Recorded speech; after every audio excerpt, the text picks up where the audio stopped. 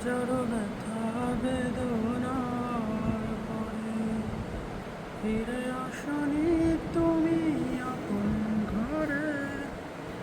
দিনের আলো তুমি ছড়িয়ে দিতে চলে গেলে মদিনায় মক্কা ছেড়ে ফিরেছ। তোমাকে ভুলি আমি কেমন করে?